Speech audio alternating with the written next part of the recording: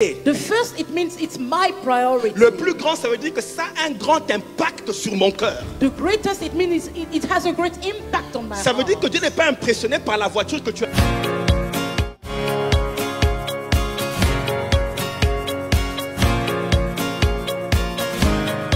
Il y a une chose importante et une priorité importante que Dieu a dans son cœur. There's a priority in God's heart.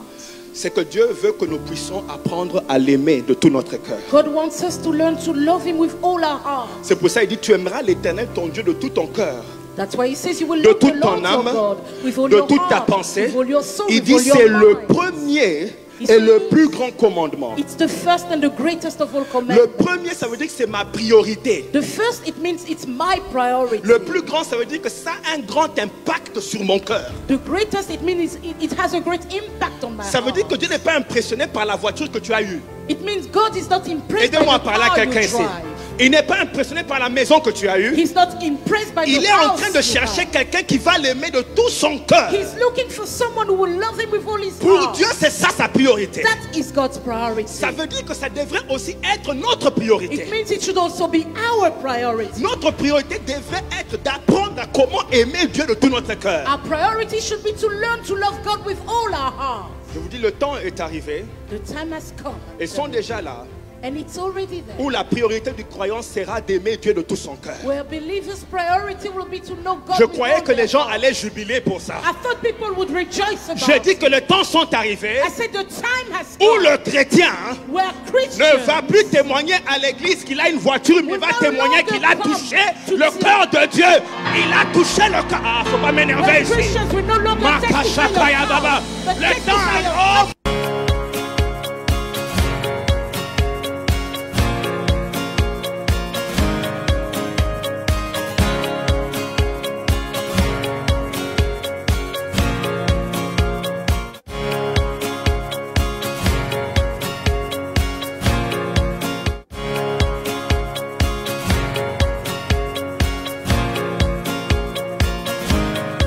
Il y a une chose importante et une priorité importante que Dieu a dans son cœur. There's a priority in God's heart.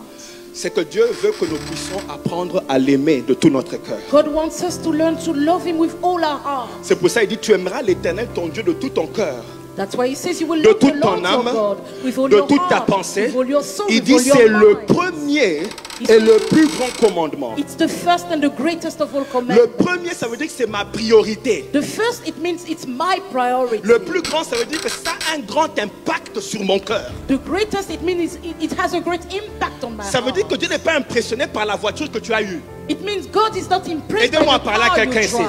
Il n'est pas impressionné par la maison que tu as eue. He's not impressed by Il the est en house train de you chercher have. quelqu'un qui va l'aimer de tout son cœur. He's looking for someone who will love him with all his Pour heart. Dieu, c'est ça sa priorité. That is God's priority. Ça veut dire que ça devrait aussi être notre It priorité. means it should also be our priority. Notre priorité devrait être d'apprendre à comment aimer Dieu de tout notre cœur. Our priority should be to learn to love God with all our heart. Je vous dis, le temps est arrivé. The time has come. Ils sont déjà là. And it's already there. Où la priorité du croyant sera d'aimer Dieu de tout son cœur. Where believers' priority will be to know God Je with croyais all que their les gens heart. allaient jubiler pour ça. I thought people would rejoice about Je dis it. que le temps sont arrivés I said the time has où come le chrétien where ne Christians va plus témoigner à l'église qu'il a une voiture, mais il va témoigner qu'il a touché le cœur de Dieu. Il a touché le cœur. Ah, faut pas m'énerver where ici. Christians will no longer testify of Makashakayababa. God, but Le temps testify est of hors.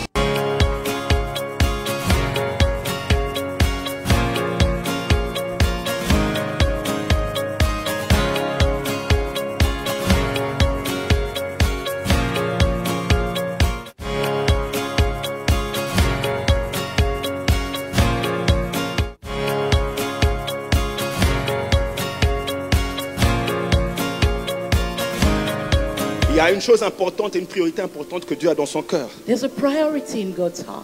C'est que Dieu veut que nous puissions apprendre à l'aimer de tout notre cœur. God wants us to learn to love Him with all our heart. C'est pour ça qu'il dit, tu aimeras l'Éternel, ton Dieu, de tout ton cœur, That's why He says you will de love the toute Lord ton your âme, God with all de your toute ta heart, pensée. with all your soul, Il with dit, all your c'est le mind. premier est le plus grand commandement. It's the first and the greatest of all Le commandments. premier, ça veut dire que c'est ma priorité. The first, it means it's my priority. Le plus grand, ça veut dire que ça a un grand impact sur mon cœur. The greatest, it means it has a great impact on my Ça veut heart. dire que Dieu n'est pas impressionné par la voiture que tu as eue. It means God is not impressed by Aidez-moi à the parler à car you quelqu'un ici. drive. Il n'est pas impressionné par la maison que tu as eue. He's not impressed by Il the est en house train de you chercher have. quelqu'un qui va l'aimer de tout son cœur. He's looking for someone who will love him with all his Pour heart. Dieu, c'est ça sa priorité. That is God's priority. Ça veut dire que ça devrait aussi être notre It priorité. means it should also be our priority. Notre priorité devrait être d'apprendre à comment aimer Dieu de tout notre cœur. Our priority should be to learn to love God with all our heart. Je vous dis, le temps est arrivé. The time has come. Ils sont déjà là. And it's already there. Où la priorité du croyant sera d'aimer Dieu de tout son cœur. Where believers' priority will be to know God Je with croyais all que les their gens heart. allaient jubiler pour ça. I thought people would rejoice about Je dis it. que les temps sont arrivés. I said the time has Où come. le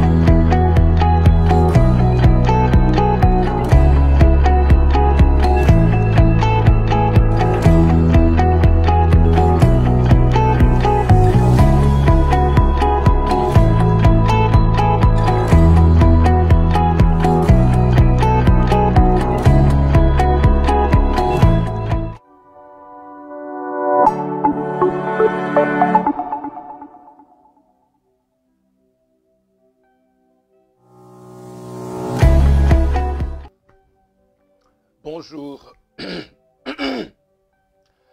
Bonjour tous les amoureux de Dieu. Que Dieu vous bénisse et merci de nous avoir rejoints encore aujourd'hui à notre rendez-vous, le rendez-vous des amoureux de Dieu en ligne, la RAD Live, où nous venons nous rassembler autour de la parole de Dieu pour intensifier notre amour pour Dieu. Et j'espère que vous m'entendez bien aujourd'hui. On a eu quelques difficultés le mercredi prochain. Si vous m'entendez bien, donnez-moi un coup de pouce. Comme ça, je sais que nous sommes ensemble.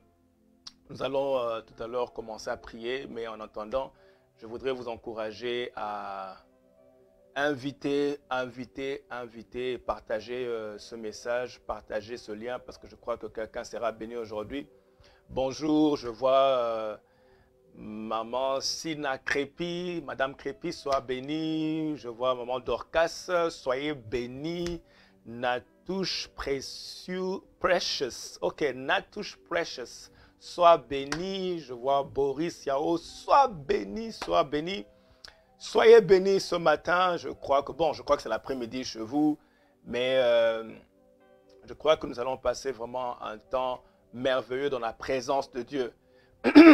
Ok, donc je vois que vous m'entendez bien. Donc aujourd'hui, on aura vraiment des bons moments. Dieu nous fait grâce aujourd'hui.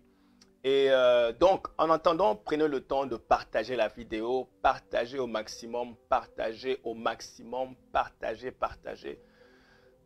Aider quelqu'un, édifier la vie de quelqu'un ce matin. Bon, c'est encore le matin chez nous. Bon, édifier la vie de quelqu'un cet après-midi. Envoyer ce lien, inviter des amis. Nous allons parler des choses vraiment qui vont nous aider ou qui vont vraiment nous révolutionner et nous aider à intensifier notre amour pour Dieu. C'est ça vraiment le but de cette émission, c'est de nous édifier à intensifier notre amour pour Dieu.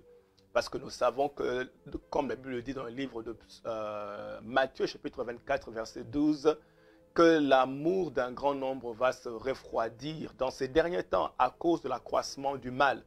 Donc, le diable a ciblé l'amour des gens, le diable a ciblé l'amour du chrétien. Et donc, ce matin, ou bien cet après-midi, nous allons encore nous édifier pour renforcer, augmenter et intensifier notre amour pour Dieu. Alors, prenez le temps d'inviter et de partager cette vidéo, ou bien du moins ce live. Et en attendant, nous allons prendre le temps de vraiment prier. Et prier pour que cette parole ne soit pas simplement une parole qui va nous informer, mais qu'on soit transformé par la puissance de cette parole, parce que la parole de Dieu est vivante. Et aussi, nous voulons prendre le temps vraiment de, à la fin du message, prendre le temps de prier et croire que la parole de Dieu va vraiment, que la main de Dieu va agir et impacter la vie de plusieurs.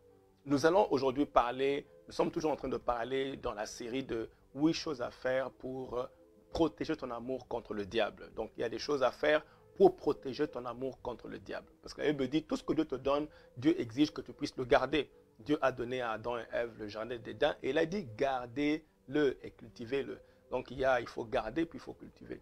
Mais nous allons parler aujourd'hui de comment, dans la série de comment garder ton amour, protéger ton amour contre le diable, nous allons parler de comment vaincre les convoitises. Parce que les convoitises, une convoitise va prendre une section de ton cœur et t'empêche d'aimer Dieu de tout ton cœur parce qu'elle va prendre une section de ton cœur. Et donc, nous prendrons le temps de parler de comment faire pour vaincre une convoitise. Qu'est-ce que tu fais pour vaincre une convoitise?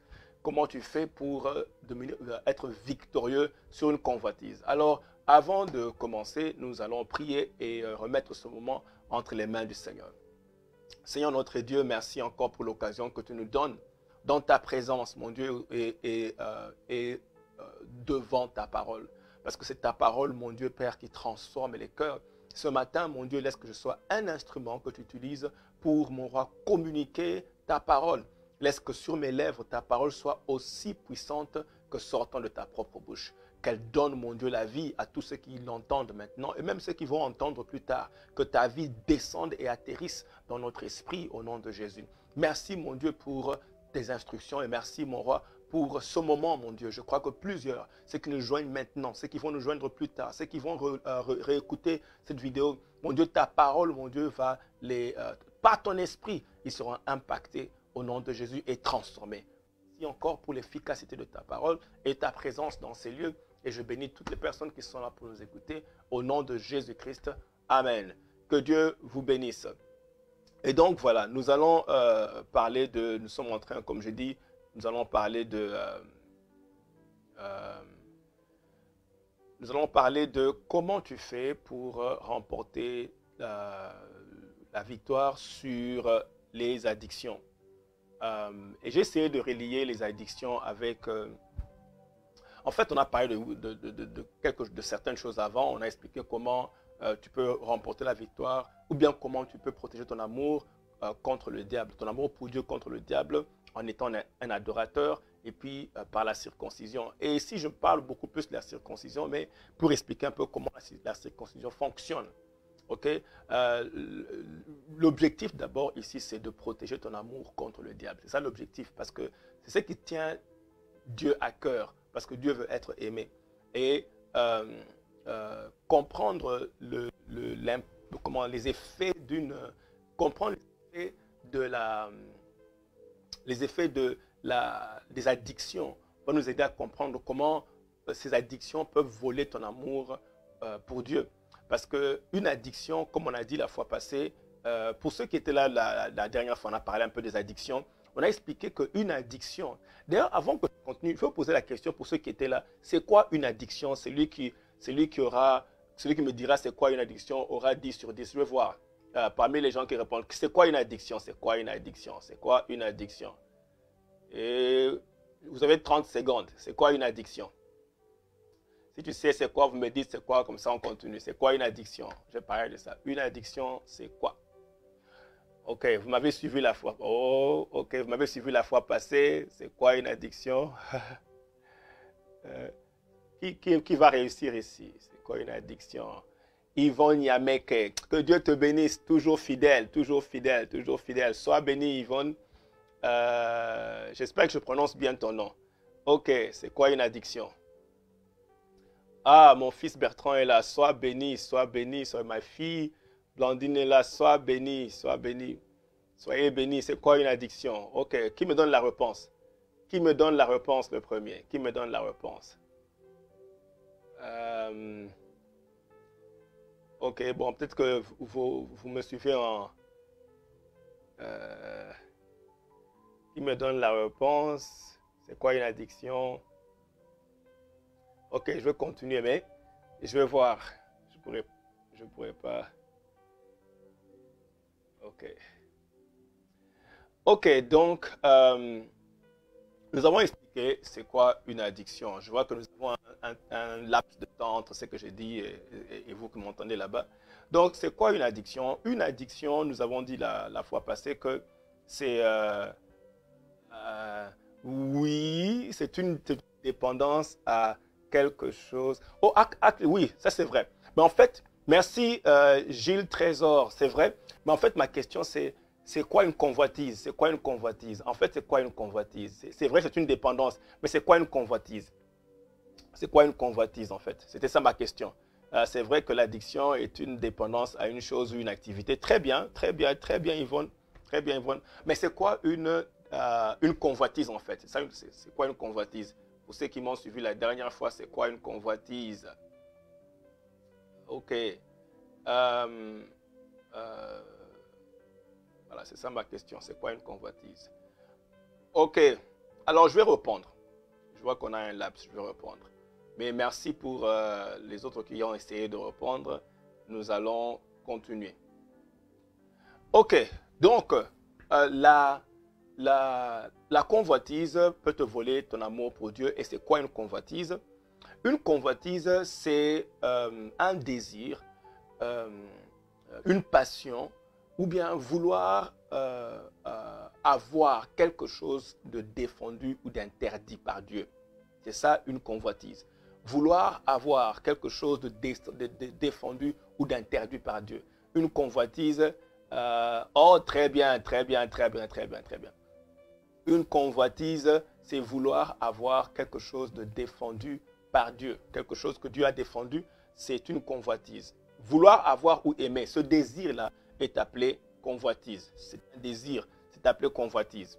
La convoitise, donc, comme j'expliquais la fois passée, je vais aller vite et puis rentrer dans quelque chose ici. La convoitise ne vient pas de l'esprit. Ce n'est pas l'esprit qui communique la convoitise. Parce que quand tu es né de nouveau, ton esprit est régénéré. Et dans ton esprit, il y a les désirs. Ton esprit désire servir Dieu et plaire à Dieu parce qu'il est régénéré. Et donc, le Saint-Esprit, dans ton esprit, régénère ton esprit et l'expose aux grâces de Dieu. Ton esprit télécharge les grâces de Dieu selon Romains 8, 16 et selon Jean 16, 14. Donc, ton esprit n'a pas de problème de convoitise. Ton esprit sont tournés vers Dieu et ton esprit désire plaire à Dieu. Mais les convoitises sont dans la chair. Les convoitises sont les désirs de la chair. Ils ne sont pas les désirs de l'esprit. Ça, je l'ai expliqué la fois passée. Je crois que prochainement, ce que je vais faire, je vais demander à l'un de vous de vraiment prendre le micro et de comprendre. Merci beaucoup, ma fille Blondine. Je vois que tu as répondu exactement ce que j'avais. Ah, que Dieu te bénisse. C'est vraiment exactement... exact, c'est ça la réponse. Donc, la convoitise, bien aimé, la convoitise est un désir d'une chose défendue. Mais je voudrais aller un peu plus loin pour vous expliquer que, ok, la convoitise est dans la chair, elle n'est pas dans ton esprit. Tu es régénéré, tu es né de nouveau, donc ton esprit aime le Seigneur et veut honorer Dieu. Mais ta chair, par contre, elle veut poursuivre, elle a d'autres désirs qui sont corrompus. Ce sont des désirs, mais c'est corrompu. Et donc, les convoitises sont dans la chair. Ce sont des désirs de la chair qui poursuivent les choses qui ont été interdites et défendues. Okay? Alors, c'est pour ça qu'on parle de convoitise de la chair, on parle de convoitise charnelle. Et donc, la chair a reçu le pouvoir de désirer des choses. La chair a le pouvoir de désirer des choses, dépendamment de ton esprit. Okay? Elle a ce pouvoir-là. Elle peut désirer les choses. La Bible dit, que la chair a des désirs contraires à ceux de l'esprit. Donc ton esprit a des désirs et ta chair a des désirs contraires à ceux de l'esprit. Donc la chair a le pouvoir de désirer des choses. Toute convoitise de la chair qui se transforme en dépendance, addiction, mauvaise habitude si tu les ignores. Comme j'ai dit la fois passée, si tu ignores une convoitise, elle peut finir par devenir une passion, une mauvaise habitude, une addiction. Okay? Et donc, tout ça, on a expliqué la fois passée. Quand vous lisez la liste des convoitises, vous verrez les œuvres de la chair, ou bien de convoitises, vous verrez des choses comme les envies, l'ivrognerie, et toutes ces choses-là. Ça, ce sont des œuvres de la chair. On a parlé des addictions. Ok. Maintenant, je voudrais qu'on puisse parler de qu'est-ce que Dieu fait maintenant pour nous protéger? Comment est-ce que tu remportes la victoire sur la convoitise? C'est ce que j'ai essayé de dire la dernière fois, mais bon, on a eu quelques problèmes avec le son. Mais aujourd'hui, je voudrais vraiment entrer dans ça. Comment on remporte la victoire sur la convoitise? Parce que l'esprit est sauvé, mais je veux que vous puissiez savoir que le fait que ton esprit est sauvé n'exclut pas que la chair va continuer à aimer des choses défendues. Ce qui fait qu'il y a opposition. Ta chair va continuer à aimer des choses défendues et ton esprit va chercher à aimer Dieu. Et donc, il y aura conflit entre les deux. Ta chair va toujours continuer à chercher à fonctionner. Elle va tout faire pour continuer à chercher à fonctionner. Ta chair, tu ne peux pas la faire taire juste comme ça parce que tu es né de nouveau. Il y a un travail à faire. Et ta chair cherchera à vouloir vraiment fonctionner. Et donc, elle va continuer à désirer des choses interdites.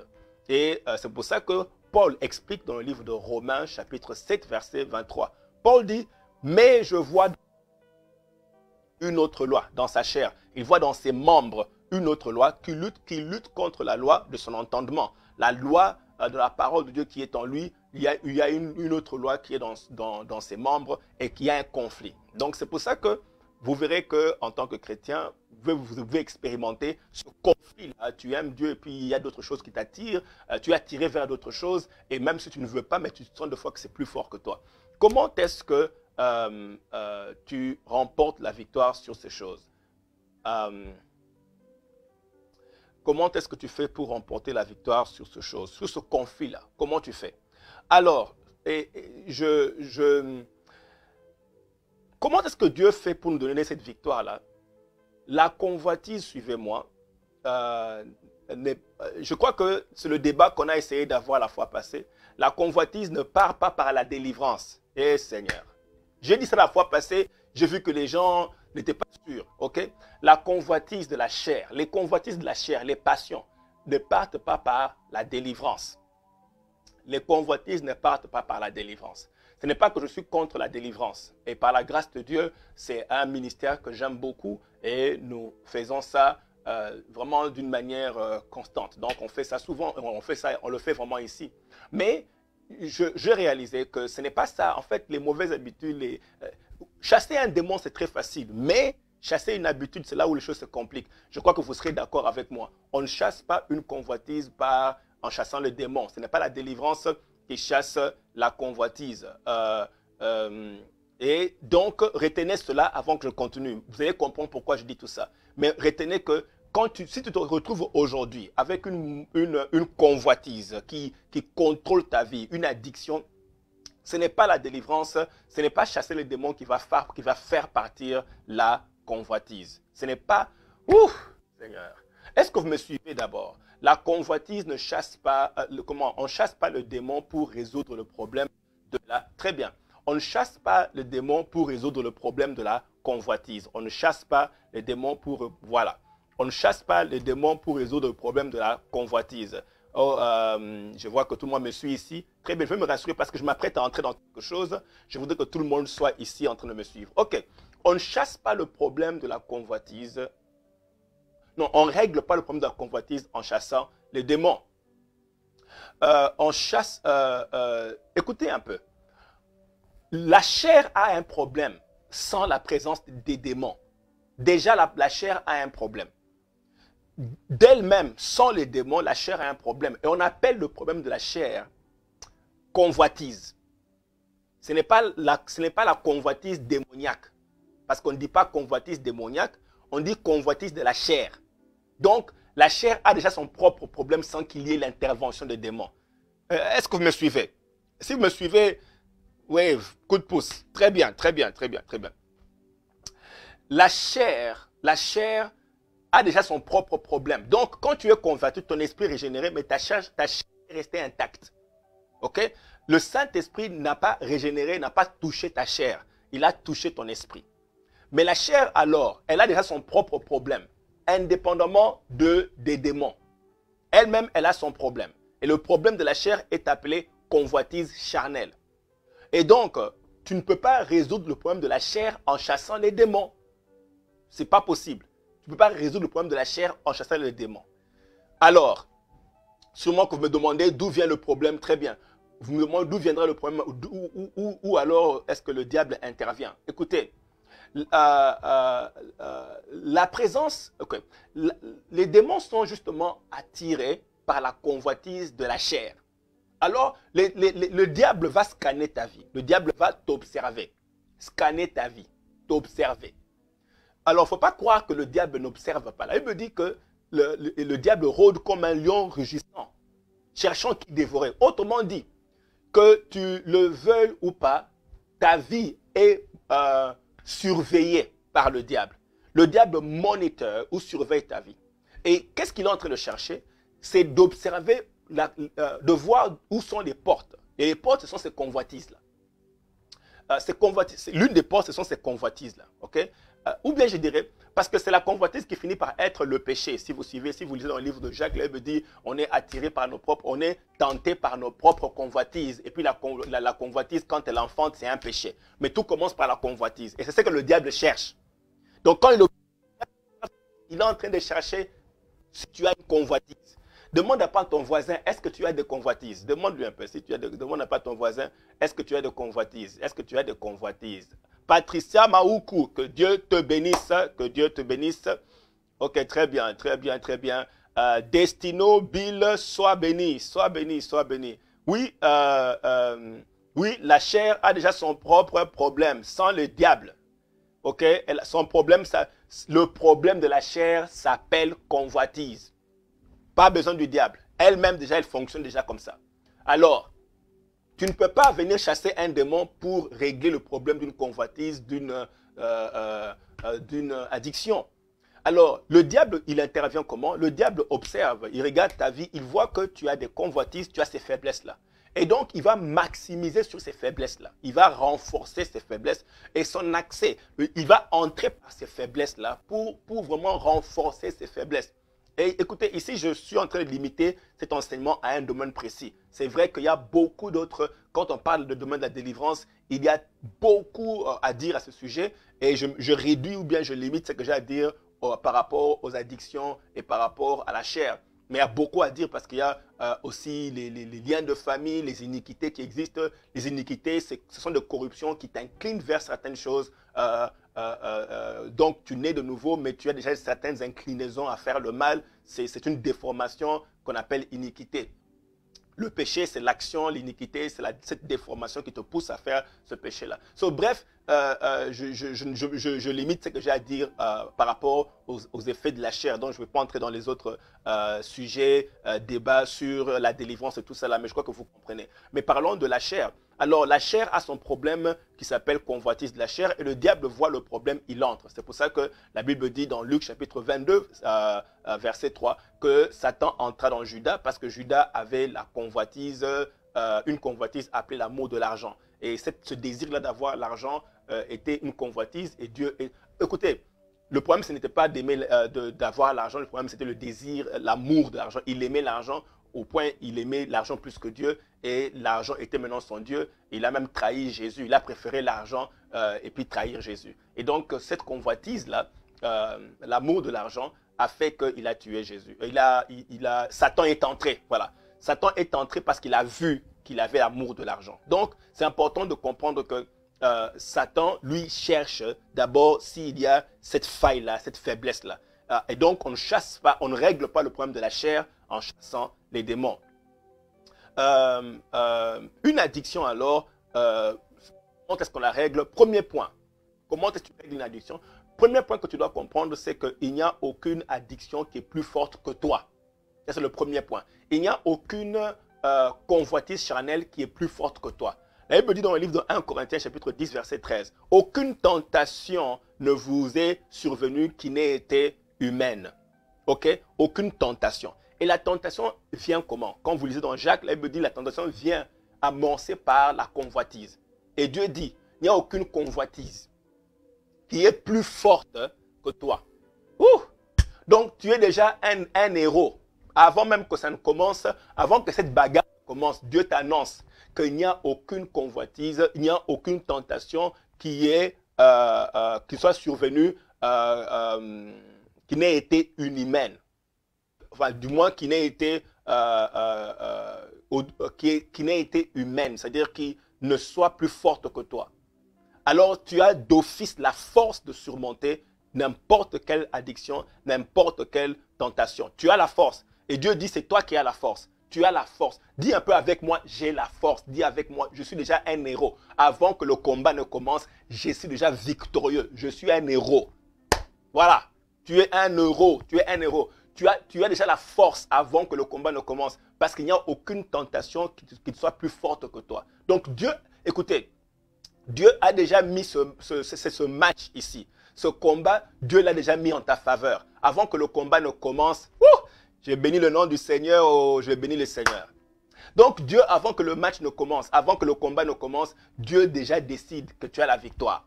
Il dit, il fait que dans ce combat, tu aies déjà la victoire d'avance. Alors, Dieu dit qu'il n'y a aucune tentation qui soit plus forte que toi.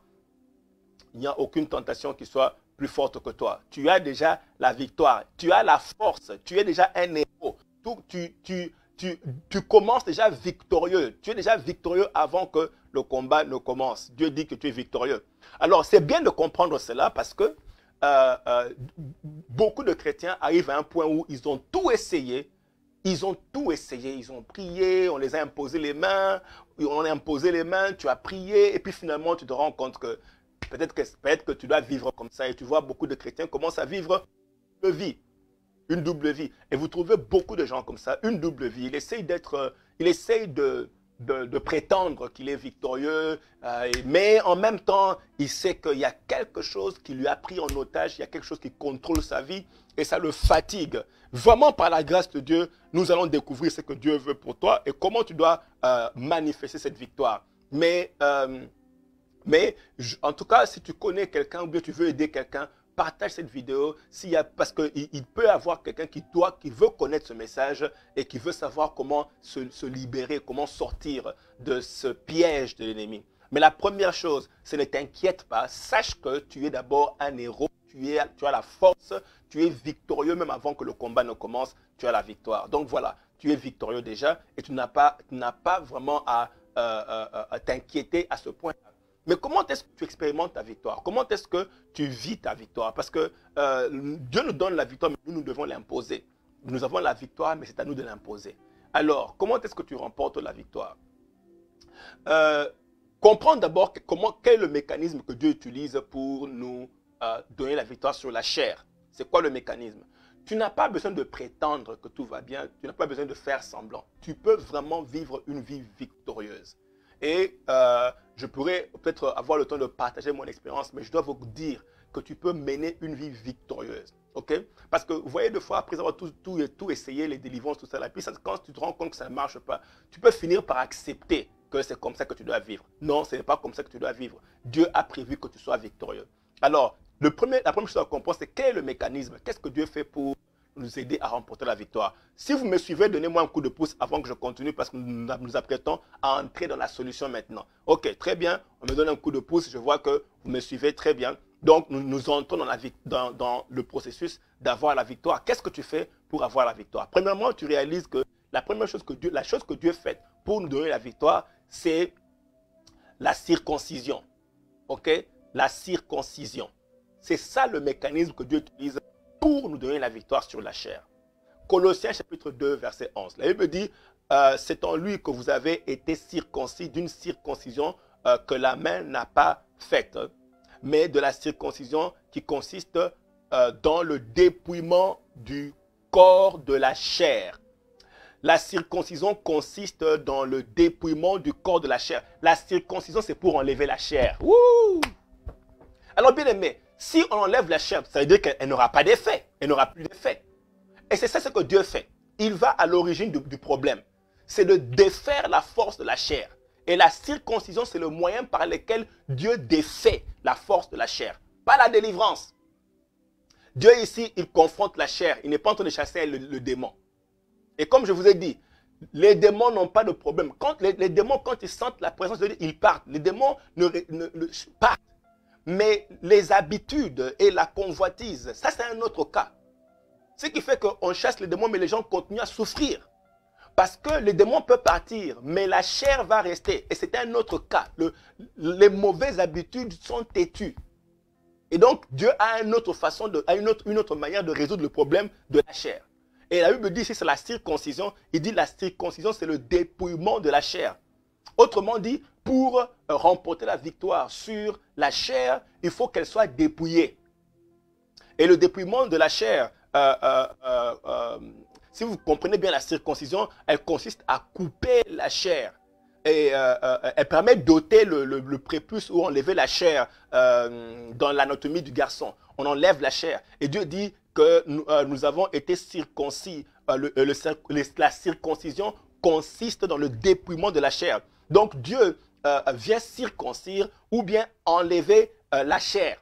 Et donc, c'est comme ça que le problème de la chair est réglé, par la circoncision. Si vous me suivez, donnez-moi un grand amen capital, comme ça on continue. La circoncision et le problème de la chair est réglé par la circoncision qui consiste dans le dépouillement de la chair. Si vous me suivez bien, donnez-moi un grand amen capital, comme ça on peut continuer. Un grand amen capital, voilà. Un grand amen capital. Yvonne Yameke, sois béni. Judith Sagesse, sois béni. Roméo, merci. Donc tout le monde, Roméo Fieni, sois béni. Alors, on a compris que le problème de la circoncision est réglé par, excusez-moi, le problème de la chair est réglé par la circoncision, par la délivrance. Par la délivrance. Et puis bien aimé, suivez-moi. Si aujourd'hui on chasse le démon et la chair reste, vous ne pensez pas que vous aurez le problème de la chair. Donc ce n'est pas un problème de chasser le démon. Ok? Et chasser le démon est stratégique pour avoir ta victoire. Parce qu'il y a des démons qui vont entrer et puis ils vont renforcer le problème de la chair. Ils vont s'asseoir sur le problème de la chair et multiplier la force. Un peu comme, jusque-là, vous comprenez, jusque-là, Judas aimait l'argent. Mais tout ce qu'il faisait, c'est de voler un peu l'argent qui était dans la caisse. Mais quand Satan est entré dans Luc 22, chapitre 2, il a arrêté de voler l'argent de la caisse. Cette fois-ci, il est allé trahir Jésus. Vous voyez un peu comment le problème s'est multiplié exponentiellement quand Satan est entré.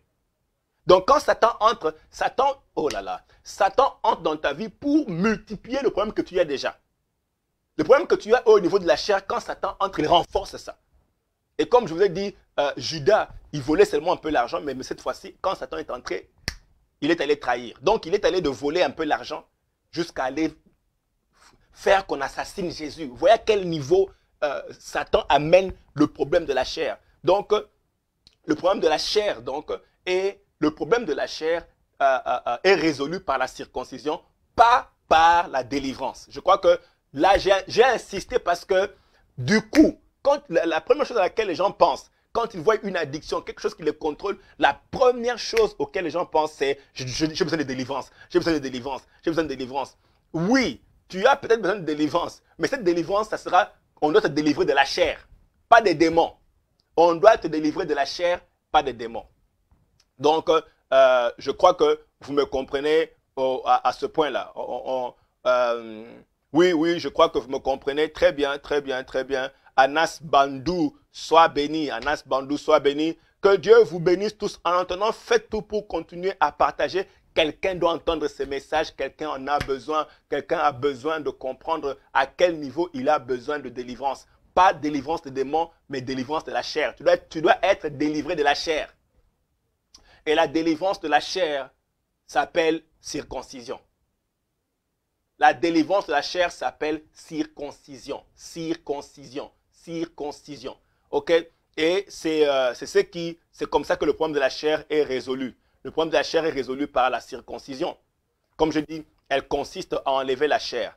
Maintenant, allons un peu plus en détail. Comment est-ce que ça prend place? Comment est-ce que Dieu fait ces choses-là? Comment est-ce que Dieu fait pour enlever la chair? Avant d'aller loin, je voudrais expliquer que Dieu en fait, ne tue pas la chair. Donc, quand on parle de la circoncision, on ne parle pas vraiment de enlever la chair comme telle ou bien de la tuer. C'est pour ça que tu vas réaliser que tu auras toujours quelques désirs de la chair par-ci, par-là. Et donc, ce n'est pas comme si on tue la chair comme telle. Bon, je vais expliquer ça plus tard. Mais comprenez d'abord que la circoncision, en premier lieu, elle n'est pas faite par les hommes. Un homme ne peut pas faire cette circoncision. La circoncision de la chair n'est pas faite par les hommes. La circoncision de la chair est faite par Dieu lui-même. C'est Dieu qui fait la circoncision. On a compris. La délivrance de la chair est faite par Dieu. La délivrance de la chair est faite par Dieu. C'est Dieu qui fait la circoncision.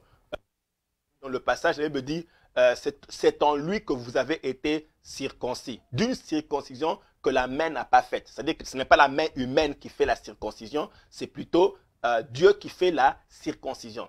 Cette circoncision commence le jour de ta nouvelle naissance. Elle continue le reste de ta vie parce qu'il y a plusieurs... tu dois prendre des forces pour que certaines choses continuent à être enlevées.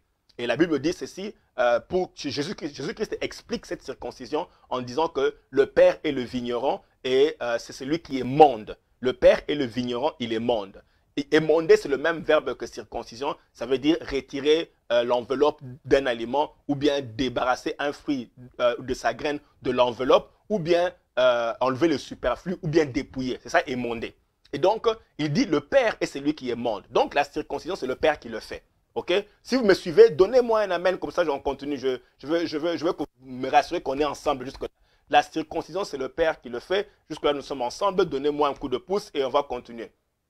La circoncision, c'est le père qui fait cette circoncision-là. Et voilà. Donc, très bien, Gisèle, très bien. Voilà, très bien. Roméo, Fieni, sois béni. Soyez bénis. Donc voilà, la circoncision, c'est le père qui fait la circoncision et c'est ça la délivrance de la chair, c'est la circoncision. La délivrance de la chair, c'est la circoncision, elle est différente de chasser les démons. Alors, le père le fait, il émonde, c'est le père qui émonde ou c'est le père qui fait la circoncision. Alors, comment est-ce que il le fait? Avant de vous dire comment est-ce que le père fait cette circoncision de la chair, je m'apprête à dire ça. On va parler. Dites-moi si vous êtes là, comme ça je vous parle. Dites-moi si vous êtes là. Êtes-vous là? Êtes-vous là? Êtes-vous là? Êtes-vous là? Comme ça, on parle de la circoncision. Comment est-ce que le père Stéphane qui signe Nguessan, Stéphane, sois béni. Dissassi espérant, sois béni. Dissassi espérant, sois béni. Asumu Eric Taylor, sois béni, sois béni, sois béni. Ok, Asumu Eric, Trésor. Ok, voilà, nous sommes tous là et donc on peut parler. Comment est-ce que le père fait la circoncision? La circoncision exige, comme vous le savez, il faut un couteau ou il faut un couteau pour faire la circoncision. Alors, ce que le Père utilise pour faire la circoncision dans nos vies, il utilise l'épée de la parole. Attention, n'allons pas vite, parce que vous voyez, quand je parle comme ça, les gens se disent, ah, c'est tout, donc c'est la parole. Attendez. Commençons par là. Le Père utilise l'épée de la parole. Si tu as des problèmes de une addiction quelconque, une convoitise quelconque qui prend le dessus, le Père va utiliser la parole pour l'enlever. Lisons Hébreux chapitre 4 verset 12. La Bible dit, car la parole de Dieu est vivante et efficace, plus tranchante qu'une épée quelconque à deux tranchants. L'épée à deux tranchants était utilisée pour question d'efficacité. 2 tranchants permettaient aux guerriers de frapper dans n'importe quel sens et toujours être en mesure comment dire, de blesser l'adversaire. Donc, c'est pour ça qu'on parlait de l'épée à double tranchant. 2 tranchants permettaient aux guerriers d'avoir la victoire, quelle que soit la position. Donc, cette épée-là était efficace ou était puissante. Alors, mais la parole de Dieu est plus puissante qu'une épée à double tranchant. Ça veut dire qu'elle a la capacité, dès qu'elle entre, de commencer à faire un travail très profond. Et puis la Bible dit, voilà comment elle fait le travail. Okay? Voilà comment la parole fait le travail. La parole de Dieu fait le travail en pénétrant. La Bible dit, qu'est-ce qu'elle fait? Quelle est l'efficacité de la parole de Dieu? L'épée de la parole permet à Dieu de... Allez trouver Hébreux 4, 12. Vous allez comprendre le mécanisme. C'est très profond. Dieu dit, il utilise, voilà. La parole de Dieu est une épée à 2 tranchants. Qu'est-ce qu'elle fait? Voilà la capacité de la parole de Dieu pour enlever la chair. Qu'est-ce que la parole de Dieu fait? Elle me dit, elle pénètre. Son efficacité, c'est le fait qu'elle a la capacité de pénétrer jusqu'à partager l'âme et l'esprit. Tu ne peux pas devenir spirituel aussi longtemps que tu es couvert par cet aspect charnel de toi. Donc, voilà comment nous sommes. C'est pour ça qu'on appelle des chrétiens charnels. Donc, tu es régénéré, mais la chair te couvre. Tu es régénéré, mais la chair te couvre. Si vous me suivez, donnez un amen, comme ça va continuer. Aquilas el conquistador. Tu es conquérant. Que Dieu te bénisse. Que Dieu te bénisse. Un conquérant. Aquilas el conquistador. El conquérant. Que Dieu te bénisse. Oui, la parole de Dieu a le pouvoir. Elle est efficace. C'est le seul moyen de te séparer de la chair. Il n'y a pas un autre moyen. Il ne faut pas rêver. Faut pas rêver. Vous voyez, on veut des moyens faciles. Tu vas aller, on t'impose les mains. Mais ce n'est pas ça le moyen. Dieu dit la parole. Il explique. Pour que tu arrêtes d'être un chrétien charnel. Parce que chrétien charnel, ça veut dire que tu es chrétien, régénéré, ça c'est ton esprit, et tu es couvert par la chair. Et donc tu deviens charnel. Maintenant Dieu dit, pour te séparer de la chair, Dieu dit pour te séparer de la chair, voilà ce qu'il fait. Il envoie sa parole qui est efficace. Et cette parole va pénétrer. Aller jusqu'à la racine de ta vie. Elle va aller jusqu'à la racine de ta vie. La Bible dit que cette parole est vivante. La Bible dit la parole de Dieu est vivante. Elle est vivante. Ça veut dire qu'elle a sa propre vie. Elle a la vie divine en elle. La parole de Dieu a la vie divine. Elle d'elle-même, elle est porteuse de vie. Elle a la vie. Elle est la vie. Quand elle vient maintenant, elle amène sa propre vie. Elle ne vient pas pour avoir ta vie à toi. Elle amène sa propre vie. Et quand elle entre dans ta vie, elle va à la racine de ta vie. C'est pour ça qu'on dit elle pénètre jusqu'à séparer. Là où l'âme et l'esprit se rencontrent, la parole va aller jusque-là. Et puis elle va séparer. Disons que ça c'est l'esprit, ça c'est la chair. La parole quand elle vient, quand tu es charnel, tout est mélangé. Tu ne sais même pas toi-même que tu es charnel. Vous voyez? Le problème de la chair, c'est que tu n'es même pas conscient toi-même que tu es nécessairement charnel. Ou même que tu es conscient.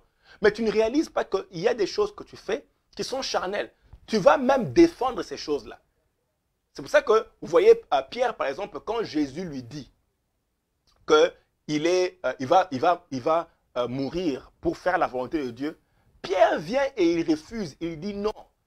Évidemment, la fait qu'il avait, Satan a maximisé sur ça. C'est pour ça que Jésus-Christ dit, arrière de moi, Satan. Mais en réalité, Pierre n'était pas d'accord. Mais la raison pour laquelle Pierre n'était pas d'accord, Jésus-Christ explique. Il dit, c'est parce que ses pensées sont toujours sont contraires aux pensées de Dieu. Mais pourquoi? C'est parce que, bien aimé, tu peux être chrétien et donc tu es tellement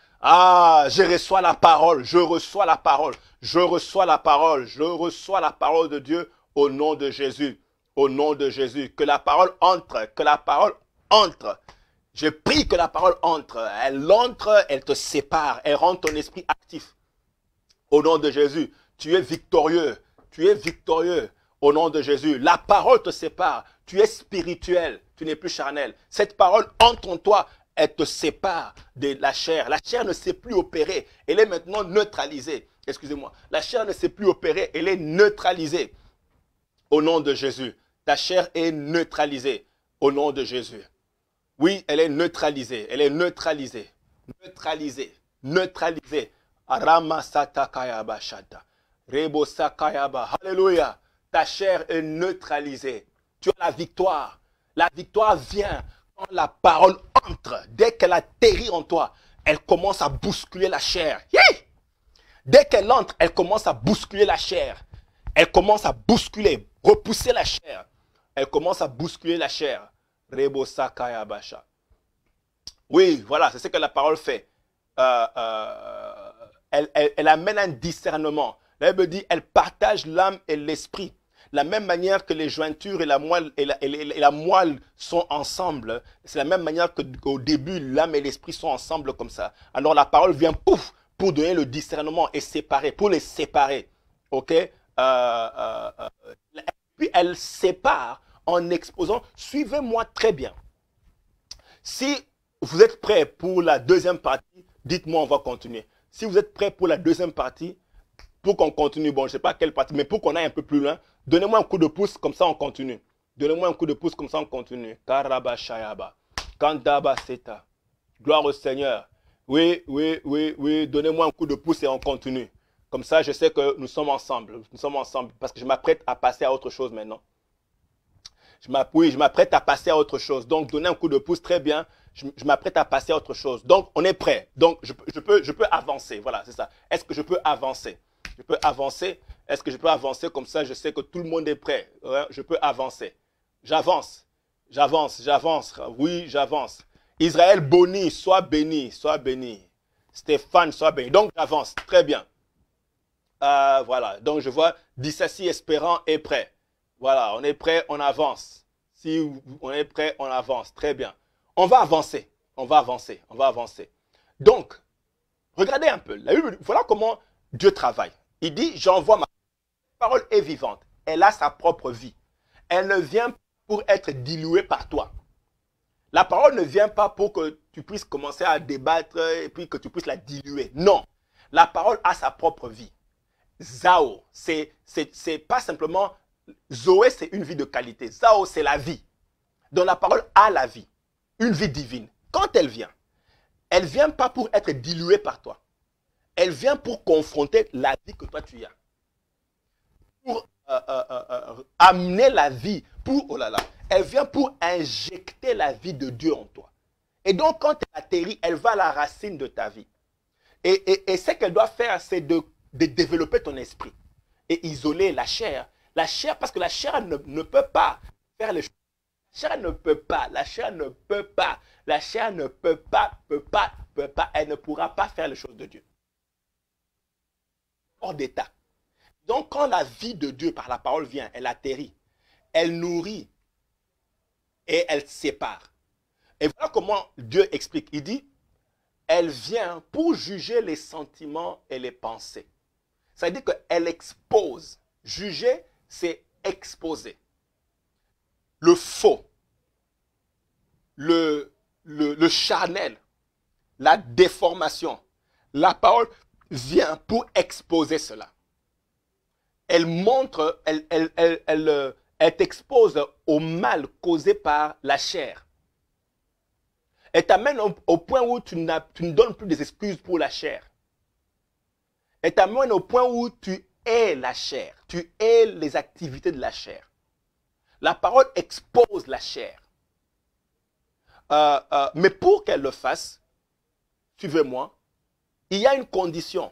Pour que la parole expose la chair, pour que la parole présente la déformation que tu as. Bon, vous voyez, la majorité des chrétiens ne veulent pas entendre le fait qu'ils ont des problèmes comme ça. Vous voyez, on veut seulement croire que on est toujours, on est dans les lieux célestes. Oui, nous sommes dans les lieux célestes en Jésus-Christ. Ton esprit est là-bas, mais ta chair n'est pas là-bas. Et c'est ça qui est le problème. Et donc, nous devons donc avouer, admettre le problème de la chair pour le confronter. Je l'ai dit pourquoi? Parce que d'après mon expérience, j'ai remarqué que beaucoup de chrétiens prétendent. On prétend.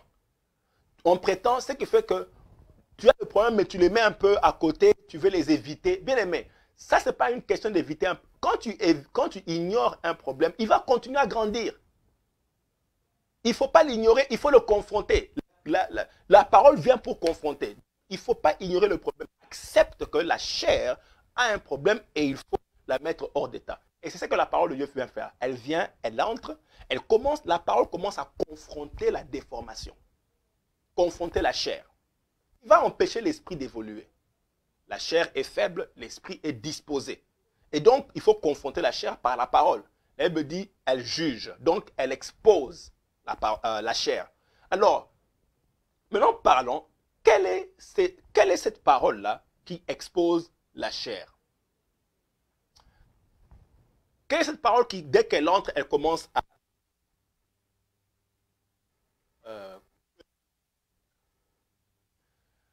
Je veux vous aider à comprendre le mécanisme. Ce que la parole de Dieu va faire, elle va t'amener au point où elle donne la force à ton esprit elle va exposer les œuvres de la chair, exposer les pensées, exposer les choses pour lesquelles tu donnes des raisons. Sans la parole, tu donneras des raisons. Sans la parole, tu vas laisser tes désirs prendre leur cours. Mais la parole, quand elle vient, elle va commencer maintenant à exposer la chair. Et t'amener au point où d'abord, tu commences à haïr ces œuvres-là. Et puis deux, ton esprit commence à grandir. Ton esprit commence à se développer pour neutraliser la chair. Parce que Dieu contrôle la chair par ton esprit. Ce n'est pas Dieu ne viendra pas contrôler la chair pour toi. Dieu ne le fera pas pour toi. Dieu, il le fait à travers ton esprit humain. Donc, le Saint-Esprit, par la parole, développe ton esprit. Tu prends assez de force pour commencer à haïr les œuvres de la chair. Ça commence par là. Tu commences à haïr ça. La Bible dit dans le livre de... Je vous donne quelques versets. 2 Pierre chapitre 1, verset 4. La Bible dit, fuyant la corruption qui existe dans le monde par la convoitise. La Bible dit, fuir. Fuir. Atteindre un niveau où tu repousses, où tu as convoitise en horreur. Et puis tu peux fuir. Mais ça ne peut venir que quand ton esprit a été impacté par la parole. Tu as développé ton esprit a maintenant la capacité de discerner et d'haïr. Tu peux fuir les convoitises. Romains chapitre 13, verset 14. La Bible dit, n'ayez pas de la chair pour en satisfaire les convoitises. Ton esprit a atteint un niveau où tu peux prendre maintenant les magazines, les mauvais magazines, les mauvaises photos, les mauvais films, les mauvaises conversations, les mauvais amis, les mauvais habits, tout ce qui est interdit. Ton esprit a atteint la capacité de jeter ces choses-là. Tant que ton esprit n'a pas atteint cette capacité-là, la chair va continuer à te contrôler. Il faut que ton esprit soit développé par la parole au point où tu peux maintenant rejeter ces choses-là, fuir ces choses-là. Ou bien, la Bible dit, ne prenez pas soin. Ça veut dire que tu peux maintenant prendre toutes ces cassettes, toutes ces vidéos, tous ces films, tous ces amis ces amis qui n'ont pas de pudeur, tu prends toutes les choses, tu peux aller jeter ça et éloigner ta vie de ces choses. Pourquoi? Ton esprit a été développé à ce point-là. Pierre dit ceci dans 1 Pierre chapitre 2 verset 11. Il dit, bien-aimé, je vous exhorte. Écoutez, il parle aux chrétiens. Il dit, bien-aimé, je vous exhorte à vous abstenir des convoitises charnelles qui font la guerre à l'âme, qui font la guerre. Écoutez, Pierre dit, il parle aux chrétiens, il dit, je vous exhorte de vous abstenir. Parce qu'il sait qu'un chrétien qui a atteint un certain degré, il a la force de dire non. C'est ta capacité, c'est la capacité de ton esprit, alimenté par la parole de Dieu, qui peut atteindre le degré de dire non. Et donc Pierre, sachant cela, il dit, je vous exhorte à vous abstenir des convoitises charnelles. Il dit, je vous exhorte à vous abstenir de convoitises charnelles. Parce qu'il sait qu'ils peuvent le faire. Mais un chrétien qui n'a pas le faire, il aura des difficultés. Ça dit, bien aimé, suivez-moi. C'est ton esprit qui doit devenir costaud, assez costaud pour dire non à la chair. C'est ton esprit qui doit devenir assez costaud pour dire non à la chair. Aïe, aïe, aïe, aïe, aïe, aïe, aïe, aïe, aïe. Judith Sagesse, je vois que tu as compris. Judith Sagesse, je vois qu'elle a vraiment compris. Elle a mis le feu partout. Elle s'est dit, je mets le feu partout. Hi! Que Dieu vous bénisse, que Dieu vous bénisse. Ton esprit doit grandir. Tu dois développer ton esprit. C'est ton esprit qui doit grandir. Bien-aimé, tu ne pourras jamais vaincre la chair si ton esprit ne grandit pas. On peut te chasser tous les démons possibles. Et d'ailleurs, je vous dis, quand ces démons partent, écoutez ce que Jésus-Christ dit. Vous voyez, dans le ministère de la délivrance, après avoir vraiment confronté plusieurs démons comme ça, j'ai réalisé ceci. J'ai réalisé que ce n'est pas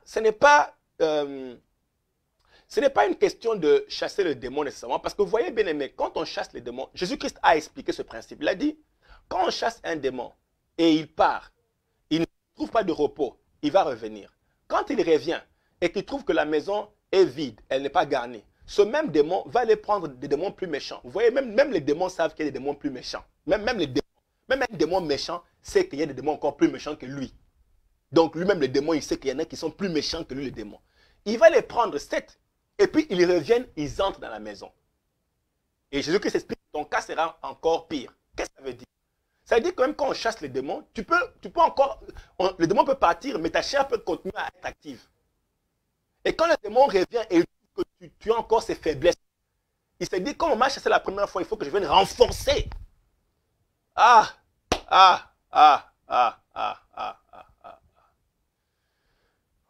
Henri Michel Nda, sois béni toi qui suis cette parole. Sois béni, soyez béni. Ah, mon Dieu.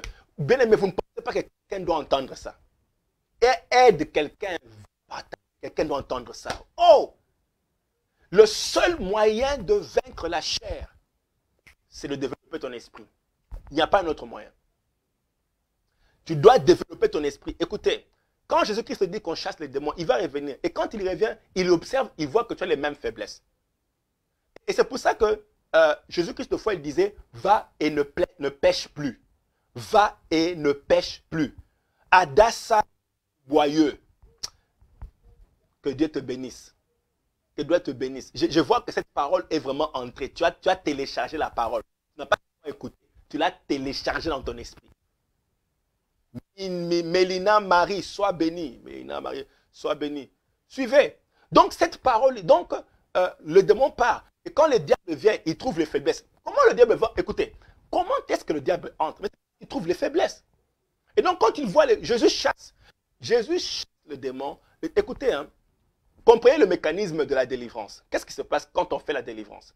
La personne qui fait la délivrance a développé son esprit. Au point où, parce qu'un démon est un esprit. Un démon est un esprit, ce n'est pas un être physique. C'est un esprit. Mais quand un démon rencontre un autre esprit, plus supérieur, plus puissant, et l'autre esprit, c'est la personne qui a développé son esprit. La personne est maintenant spirituelle. Quand le démon rencontre une personne spirituelle, qui est aussi un esprit développé, le démon comprend que la personne a plus de pouvoir. Et donc, le démon doit se soumettre et partir. À cause de la personne qui a développé son esprit. Mais quand la personne qui a développé son esprit chasse ton démon à toi, tu dois aussi rester et continuer à développer ton esprit. Parce que quand le démon va rentrer, il va te trouver chétif comme tu étais avant. Ah, je ne sais pas, que je m'arrête ici parce que ça m'énerve. Ça m'énerve, ça m'énerve. J'ai fait quoi? Je m'arrête ou on continue? Parce que ça, ça m'énerve. On continue, vous me dites, on fait quoi? Ah, aïe, aïe, aïe, aïe, aïe. Mais oui, ce qu'on doit enseigner aux amoureux de Dieu, c'est développer l'esprit. Oui, oui, oui. Oui, oui, oui, oui. Oui. Ah,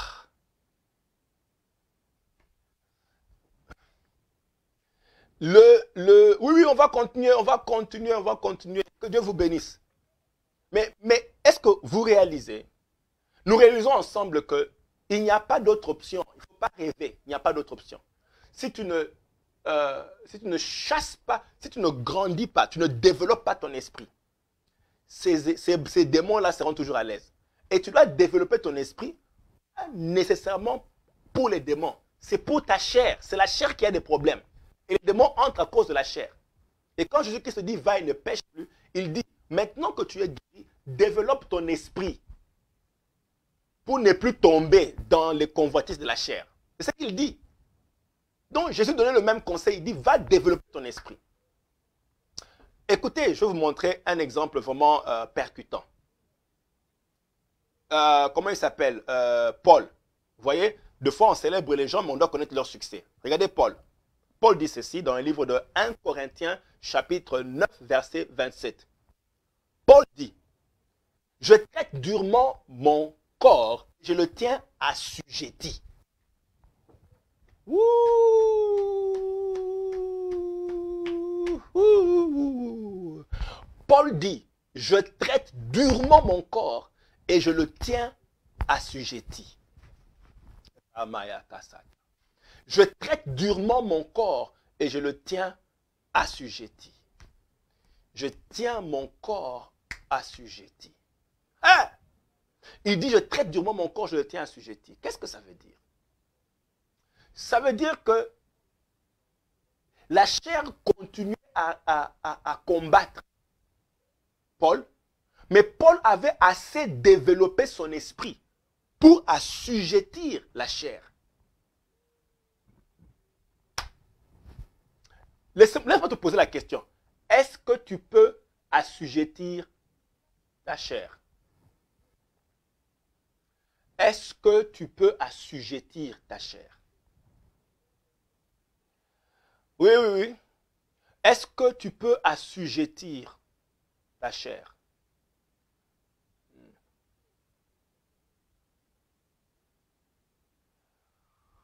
Hey! Hey!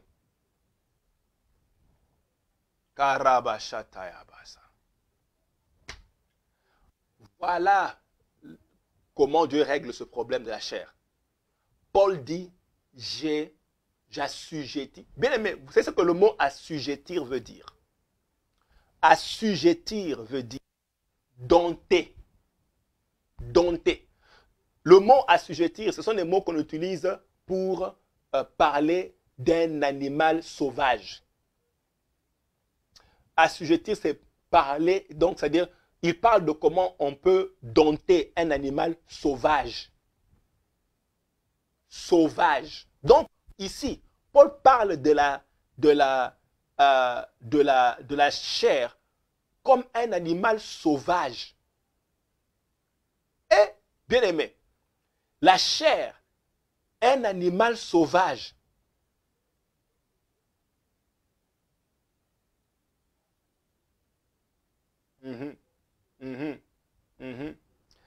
Espérant, c'est faisable. Seulement que nous, les chrétiens, on a difficile à être disciplinés. Mais c'est faisable. Moi qui vous parle ici, je sais d'où je viens. Et j'ai vu la victoire. C'est pour ça que je vous parle de ces choses facilement. Je connais le parcours. La chair est un animal sauvage. Si tu ne Cherche pas à l'assujettir. Cette chair te fera honte un jour. La chair te fera honte un jour si tu ne cherches pas à l'assujettir. Oui, oui, oui. Oui, oui, Boris.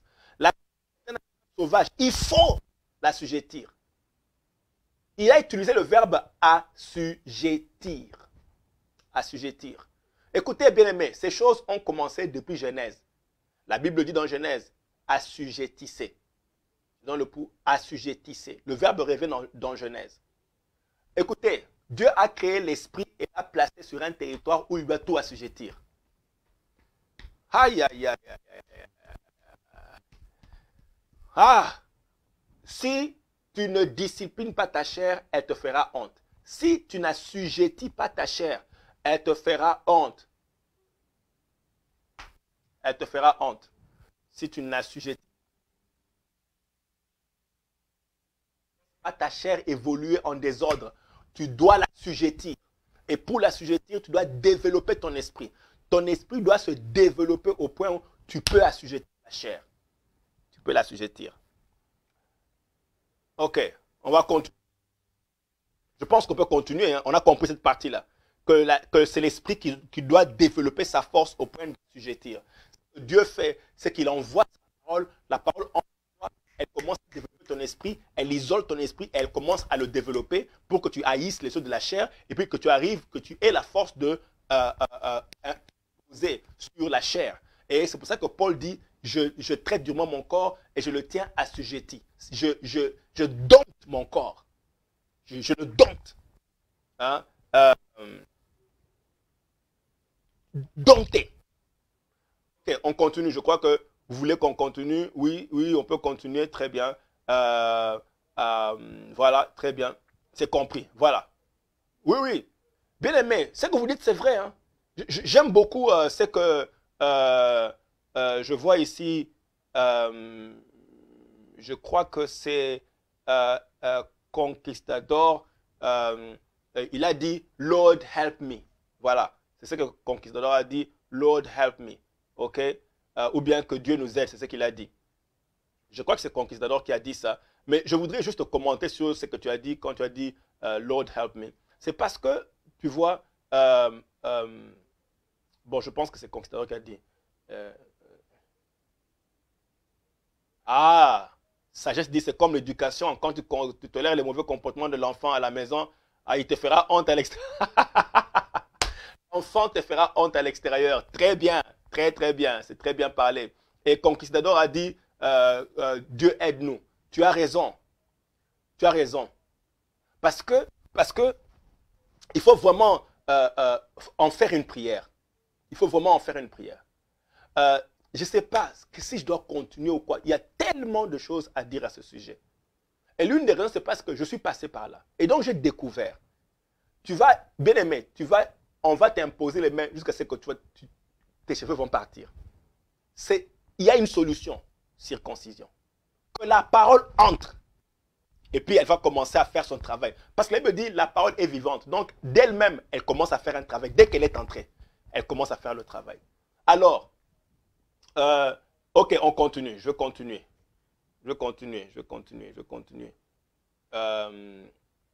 On fait quoi? On continue. Hein? Parce que je voyais les minutes là. J'ai déjà fait 1h20. C'est déjà trop là. Ouais, ok. Alors, parlons un peu de... Bon, je vais abréger. Et puis, on va continuer le mercredi prochain. Ok? Mais vous voyez comment Paul explique. Paul explique que il faut assujettir. Ok?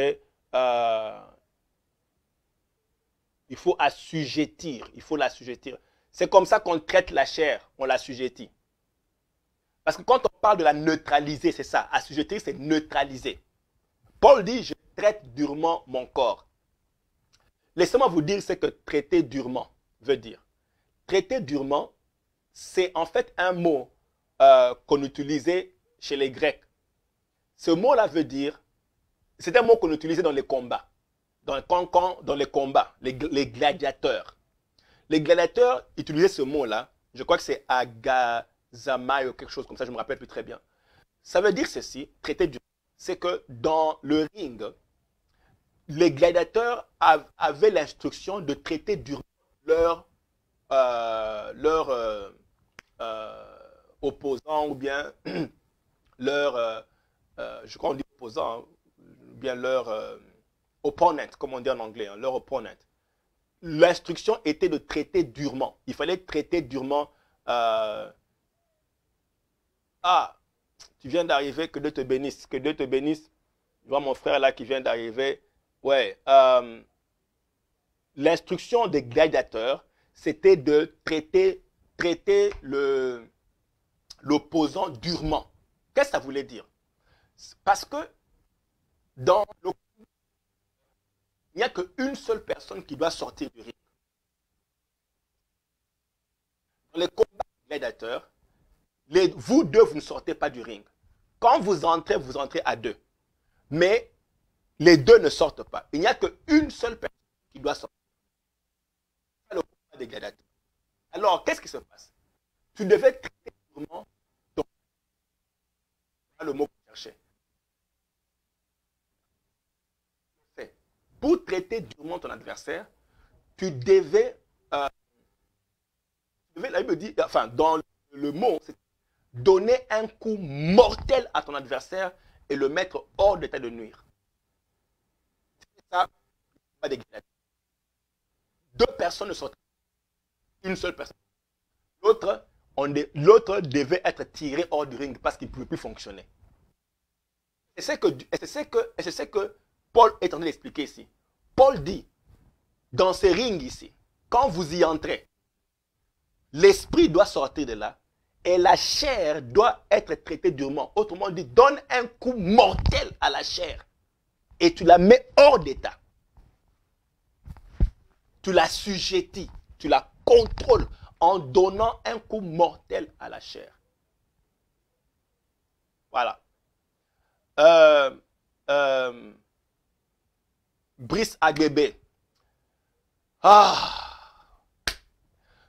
Tu vas sortir vainqueur de Jésus. Oui, tu vas sortir vainqueur. C'est toi qui vas sortir vainqueur. Dans cette histoire, la chair n'aura pas son dernier mot. Tu vas sortir vainqueur. Tu vas donner des coups mortels à la chair. Donner des coups mortels à la chair jusqu'à ce qu'elle est mise hors d'état de nuire au nom de Jésus. Et tu vas fonctionner, tu vas opérer comme Paul, développer ton esprit au point où tu as la maîtrise, tu contrôles ta chair. Vous voyez ici, Paul n'a pas dit qu'elle est morte. Il dit qu'il doit l'assujettir. Autrement dit, elle va continuer à agir comme un animal sauvage. Et ce que tu dois faire, c'est toi, tu dois développer ton esprit au point où tu peux frapper la chair et la mettre hors d'état. Donc, c'est toi qui dois développer ton esprit. Parce que la Bible dit ceci, Jésus-Christ dit, la chair est faible, ça veut dire elle est attirée aux mauvaises choses. L'esprit est disposé. Mais pour que tu arrives maintenant à laisser ton esprit s'exprimer, il faut que ton esprit grandisse au point où il peut assujettir la chair. Et il le fait par la parole qui développe l'esprit. C'est ce que la parole fait. La parole développe l'esprit. Et elle lui donne le pouvoir maintenant en développant pour comment écraser la force de la chair.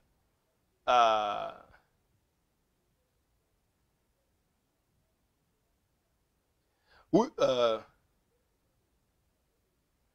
ouais, donc je crois que si tu développes ton esprit, tu grandis dans ton esprit, et tu atteins un niveau où maintenant tu peux assujettir, comme Paul, tu assujettis la chair. Tu dois arriver au point où tu peux assujettir la chair. Bien aimé, nous allons nous arrêter ici et nous allons continuer le mercredi prochain.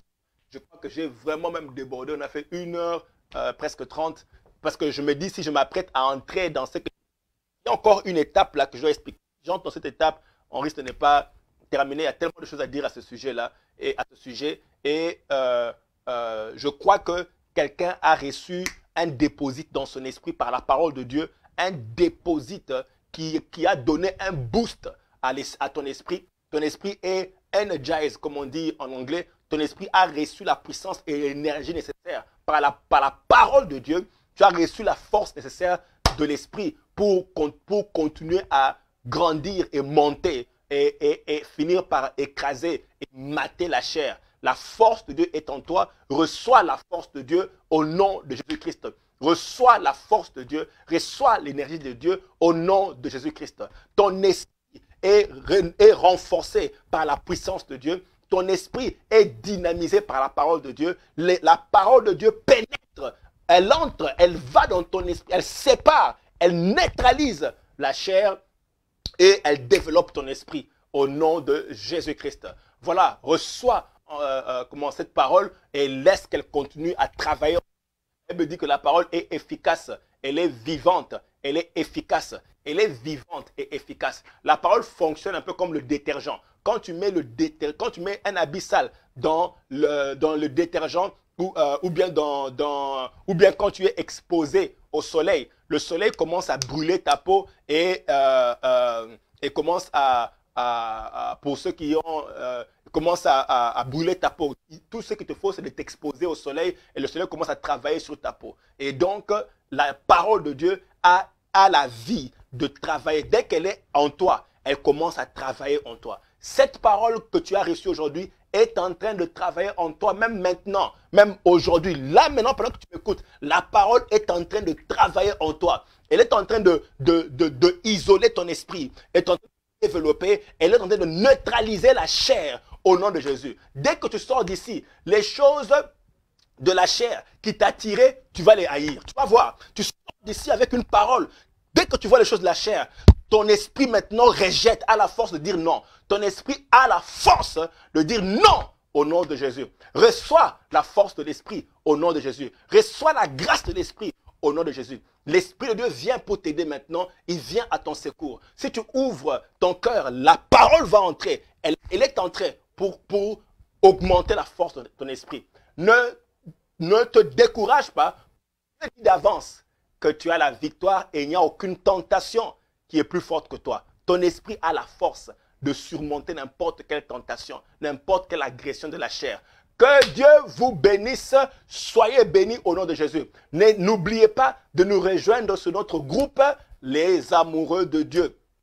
Rejoignez-nous sur notre groupe, les amoureux de Dieu. Et là, nous partageons de bonnes choses. Et aussi, n'oubliez pas de partager cet enseignement, ce live, aider la vie de plusieurs personnes. Quelqu'un sera béni, quelqu'un sera affranchi quand il recevra ce message. Vraiment, faites tout pour partager cela au nom de Jésus-Christ. Bénissez la vie de quelqu'un. En attendant, continuez à inviter des gens. Rendez-vous, le grand rendez-vous des amoureux de Dieu, le mercredi prochain à 13h GMT, 8h EST. Que Dieu vous bénisse abondamment. On reste ensemble. Je vous aime beaucoup. Jésus-Christ vous aime plus. Allez, au revoir. Et au mercredi prochain, soyez bénis.